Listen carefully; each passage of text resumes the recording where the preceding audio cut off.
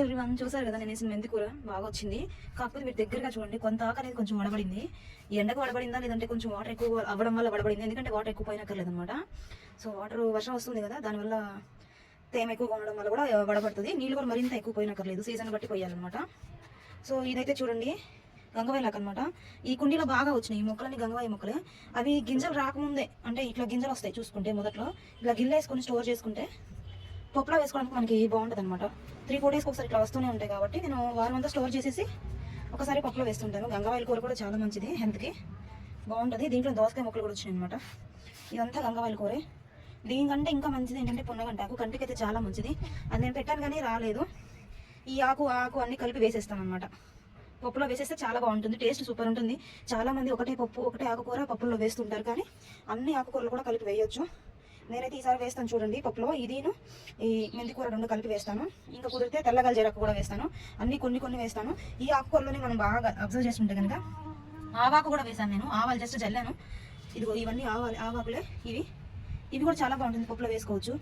ఆకుకూరల వల్ల మనకి ఐరన్ బాగా పెరుగుతుంది. సో యూజ్ చేయాలన్నమాట ప్రతి ఆకుకూర. మనం ఎప్పుడు వెజిటబుల్స్ మీద డిపెండ్ అవ్వకుండా వారంలో 3-4 టైమ్స్ ఆకుకూరలు తింటే కూడా చాలా మంచిది అనమాట హెల్త్కి. సో ఇదండి నా ప్రపంచం.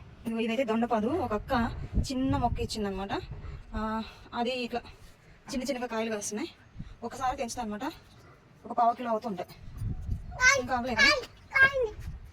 ఇంకా పూతలు ఉన్నాయి, పిందెలు ఉన్నాయి, బాగా పిందెల మీద పూతల మీద ఉంది. వర్షం పడింది కదా, తొలకరి జల్లు రాగానే బాగా. అంతకుముందు సమ్మర్లో ఏమైందంటే ఇదంతా కొంచెం ఎండిపోయింది, కాయలు కూడా తక్కువ వచ్చినాయి. ఇదేమో పుచ్చకాయ అనమాట. ఈ సమ్మర్లో ఈ గులాబీ చెట్టు చూడండి, చాలా పెద్ద చెట్టు అయింది. ఎంత పెద్ద చెట్టు అయిందంటే కొమ్మలు బాగా వచ్చి ఏమైందో తెలియదు, ఒకసారి ఇవ్వడం చచ్చిపోయింది. ఎండ తట్టుకునే చచ్చిపోయింది. మట్టిలో పురుగులు పడ్డాయి. మరి మట్టిలో పురుగులు పడితే ఈ కుండీలోనే 4 ప్లాంట్స్ ఉన్నాయన్నమాట. అదేమి చావలేదు, మరి దీనికి మాత్రం తట్టుకునే శక్తి లేకపోవడం వల్ల చనిపోయిందేమో అనుకుంటున్నాను. చాలా పురుగులు వచ్చినాయి, ఏం పురుగులు తెలియదు. ఇక్కడ మీరు చిన్నగా చూస్తుంటే కనుక ఈ నారు ఏనారంటే వంగనారు వేసాను. వంకాయలు కాస్తాయి కదా పెట్టచ్చు అని చెప్పేసి.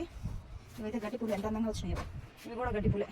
నాకు బాగా ఇష్టం ఇలాంటి గడ్డి పూలు ఎక్కువగా పూసి చూడడానికి ఎంత అందంగా ఉంటుందో కదా. ఈ గడ్డి పూలలో కూడా ఎల్లో కలర్ అసలు చాలా రేర్ ఉంటుంది కలర్. వైట్ అండ్ పింక్ కూడా చాలా బాగుంటుంది గడ్డి పూలలో. నా వీడియోస్ కనుక మీ అందరికీ నచ్చినట్లయితే మీరు తప్పకుండా సపోర్ట్ చేసి లైక్ చేసి సబ్స్క్రైబ్ చేస్తారని నేను అనుకుంటున్నాను అండి. Thank you.